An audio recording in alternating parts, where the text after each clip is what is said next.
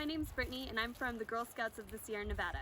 Our council is pretty big. It covers most of Nevada except for a little bit up north and down south in Vegas, and a big chunk of California, all the way from Alturas to Bishop. So today we're out here at Galena Park to earn our tree badge, which is a great badge to earn, especially if you're a Girl Scout in our council, because the Sierra Nevada range is super diverse. We have more pine tree species than anywhere else. So today I'm just going to be showing you some of my favorite trees in the area, so you can go out and check them out as well.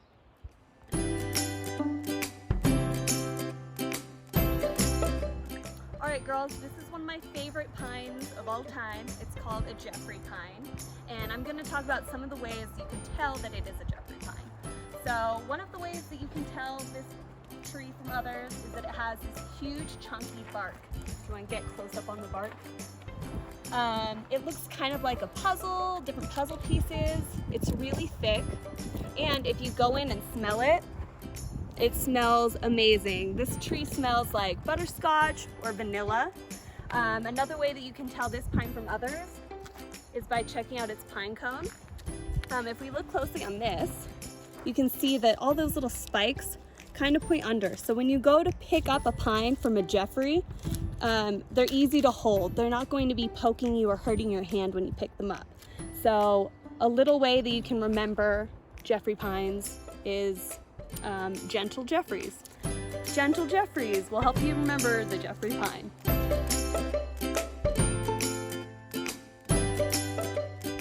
Alright, so now we have the white fir, similar to the Jeffrey.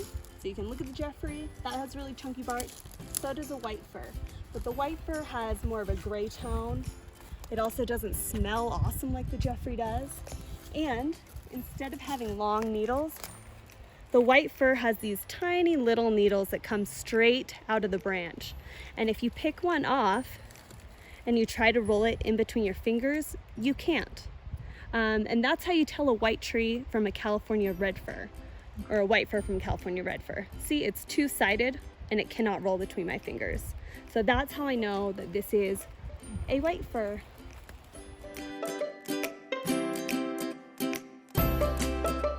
Down here by the creek, we're looking at a riparian tree. Riparian just means that it grows near water. This is an alder, and it's really easy to identify because it has these adorable little pine cones. Look at that. They're not really pine cones, but they look like it. They're teeny tiny little seeds, super cute.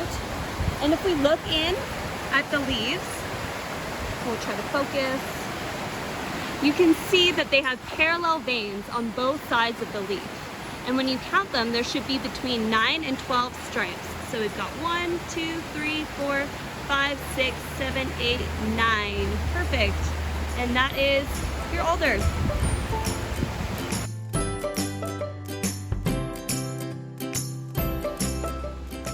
Here's a really cool and quirky tree. It's another riparian tree.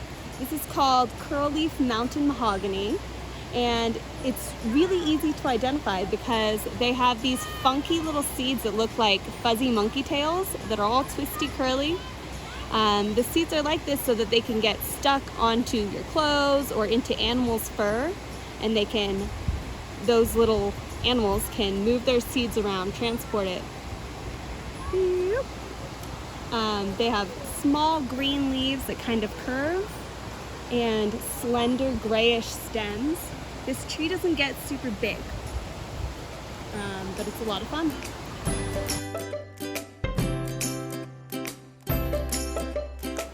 Okay, so this is not a tree, but it is something cool to point out. If you're looking closely on this pine tree, you might see these little yellowish bits coming off of it.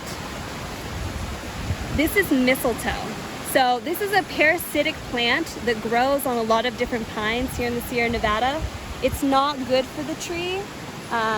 It's kind of unhealthy to have on the tree. But yeah, that's what dwarf mistletoe looks like.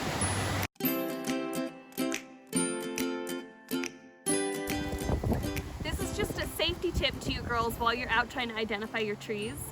If you look at this tree or the trees around me in this grove, you'll see that they have a lot of these low branches that look really dead. a nickname for these branches is widow's maker. It's widow makers because you don't know when or if they're going to fall. So if you're out identifying trees, or if you're going on a camping trip, when you set up your tent and when you're looking around, be aware of trees that are unhealthy like this. Don't pitch your tent under these trees. They can come down on you and hurt and do a lot of damage.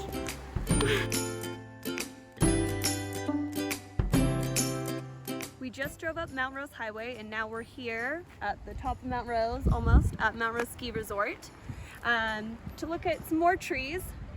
Here we have the California red fir. So this is really similar to the white fir that we looked at earlier. You can't see much of a difference just by looking, but if we look closely, or if we pull one of their tiny needles, you can see that now instead of just having two sides, it has three, and it can roll in between my fingers like that. So this is the California red fir.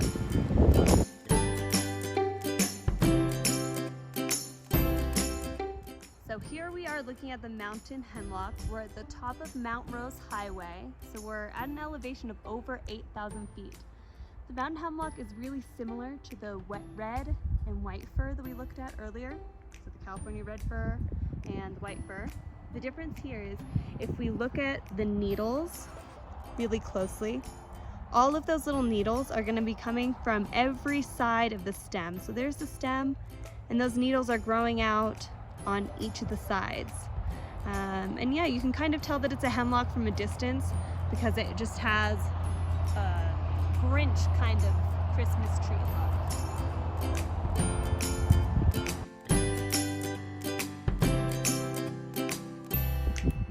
Hey Girl Scouts, so we've traveled again, and this time we're about 30 minutes north of Reno. So you'll notice that the environment is very different now. Instead of the forest, now we're looking at the high desert. So this environment will be similar to what you're used to in Elko or Fernley, Fallon, all of our Nevada areas. Right next to me I have a juniper tree. So we're going to talk about what makes a juniper. So the first thing that you'll probably notice is its leaves. They're very different from the pine needles and the fir needles that we were looking at earlier on some of the other trees. They've got little oppressed, teeny tiny leaves. They're better at holding in moisture. And these are referred to as scale. So if you're looking in one of your guides and it describes some needles as being little scales, that's what we're looking at. Its bark, if you look in here, is really flaky and crispy looking. Lots of little pieces coming off. The juniper also has little berries.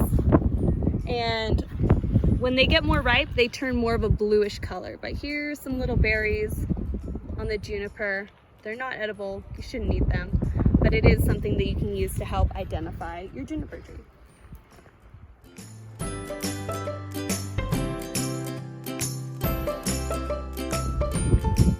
So next up we have the sagebrush. It's a brush, it's not a tree, but it's a really good thing for you to know how to identify because the sagebrush is the Nevada state flower. So any of you girls that are Girl Scouts, but Girl Scouts of the Sierra Nevada, should know how to identify this brush. So if we come in really closely, we'll see that it has beautiful little silvery green leaves all over it. And its scientific name is Artemisia tridentata because every one of these little leaves has 1, 2, 3 little bumps or teeth. Tri, 3, dentata, teeth in Latin. And that's how you can tell that it's a sagebrush. They have little tiny flowers that are kind of hard to notice at this time of year, but it's a beautiful plant, it smells terrific, and it's the Nevada state flower.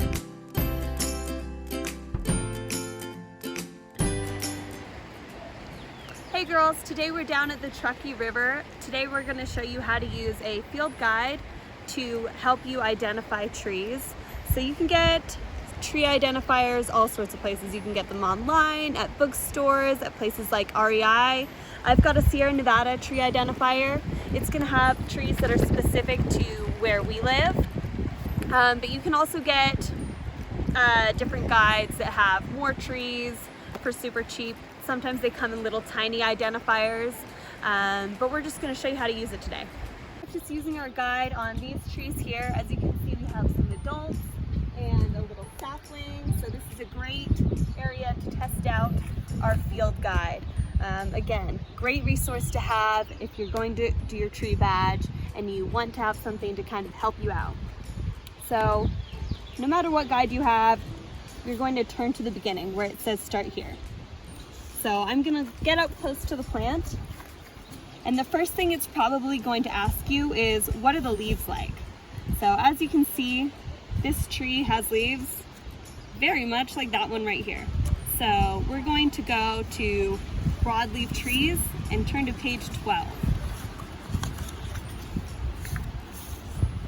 So on this page, it's going to ask us more questions. Are our leaves compound? Are they lobed leaves? Do they have little teeth on them? Or are they simple and smooth? So if I look closely at this leaf, I can see that they're not compound. See, they grow straight out of the stem. So it's a simple leaf. And if I look really closely, I can see that they have little notches around the edge of my leaf. So that's a toothed leaf. So I'm gonna go here to page 16. And here it's gonna give me a bunch of options for leaves. It doesn't look like any of these to me. These are too skinny, it's not a willow. So I'm gonna turn. And now I can see that it looks probably like one of these trees. And I'm gonna hold my leaf up next to it. And you can kind of see how the Fremont cottonwood and the quaking aspen look similar. So I am going to turn to those pages, 100 and 102.